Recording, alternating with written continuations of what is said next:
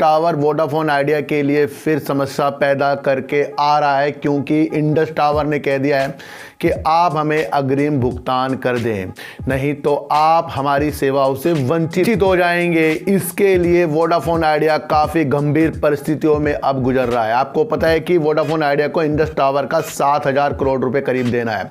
Indus tower का पैसा चुकाने के लिए अग्रिम लोन के लिए भी वोडाफोन आइडिया बैंकों से बात कर रहा है, लेकिन बैंकों ने जो कहा है कि सबसे पहले जो सरकार आपके अंदर स्टेक लेगी तब जाकर हम इस तरीके का काम करेंगे। तो साफ साफ इसे लोन तो अब मिलेगा नहीं। सरकार इसके अंदर स्टेक तब लेगी जब ही प्रमोटर इसके अंदर पैसा डालेंगे। समझना मेरी बात सर, फंड आएगा, निवेशक आएंगे, सरकार मानेगी, इंडस टावर मानेगी, ये सारा काम तब होगा जब इसके अंदर से प्रमोटर इसमें ही पैसा डालेंगे। ये बात सरकार ने की और सब सरकार के साथ हैं। ये बात ध्यान रखना कि जब तक सरकार स्टेक नहीं लेगी तो किसी को भी ना एक गारंटी सी नहीं होती भाई बैंक में मैं सरकार लेगी तब दूंगा मैं तो भाई पैसे, होता ना निवेशक कह रहे भाई सरकार आएगी तब दूंगा। तो ये अब क्या होगा, तो अब यहाँ पर वोडाफोन आइडिया को फंड जरूर लाना चाहिए क्योंकि सेवा से वंचित हो जाना पड़ेगा। 2023 जुलाई तक वोडाफोन आइडिया ने कहा है कि वो भुगतान कर देगा, लेकिन इससे पहले ही वो अग्रिम भुगतान के लिए पाने के लिए इंडस टावर 24 जनवरी को अपनी एक मीटिंग रख रहा है।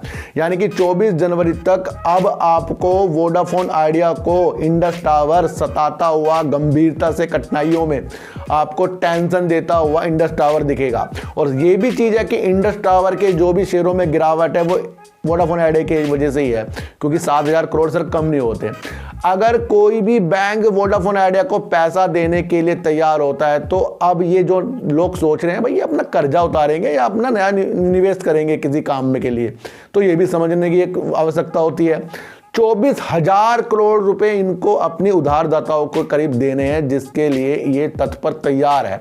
अब यहाँ पर एक चीज़ देखने को हमें मिल रही है कि वोडाफोन आइडिया ने एक ऐसी गाड़ी बनता जा रहा है जिसके चारों टायरों से धीरे धीरे हवा कम होती जा रही है। तो अब इसके अंदर जो भी चीज़ें होंगी सरकार के कदम से होगी। सरकार के कदम से होने से पहले इसको प्रमोटर को पैसा डालना चाहिए।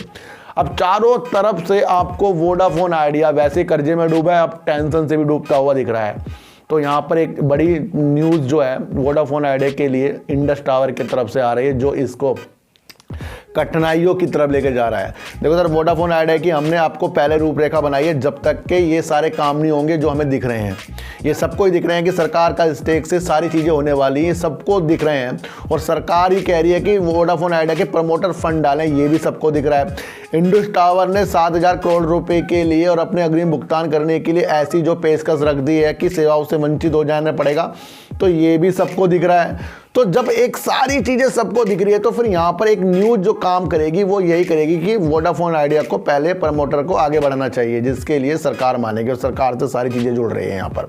तो वोडाफोन आइडिया की अभी गंभीर परिस्थितियों में मुझे डूबता हुआ दिखाई दे रहा है और इस तरह इसने इंडस टावर ने और इसके जहाज को डुबाने का और काम कर दिया। लेकिन आपको पता है कि शेयर मार्केट में सर हर चीज़ संभव है, कहीं ना कहीं अंधेरे के बाद उजाले भी आ जाते हैं, फिर उजाले के बाद अंधेरे भी आ जाते हैं।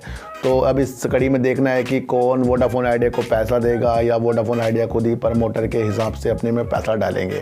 ये सारी रूपरेखा आपको जल्दी देखने को मिलेगी, उसी का हम इंतजार कर रहे हैं। लेकिन अब आपको 24 जनवरी का भी इंतजार करना पड़ेगा, क्योंकि वहाँ इंडस टावर कह रहा है हम मीटिंग कर रहे हैं भाई इस चीज़ के लिए, तो स्पेशल वोडाफोन आइडिया के लिए मीटिंग हो रही है। तो सारी परिस्थितियों का वोडाफोन आइडिया में आपको जान लेना चाहिए कि सरकार के कदम और वोडाफोन आइडिया के प्रमोटर के पैसे डालने से इसके अंदर कुछ भी स्थिति को सुधार नहीं होगा।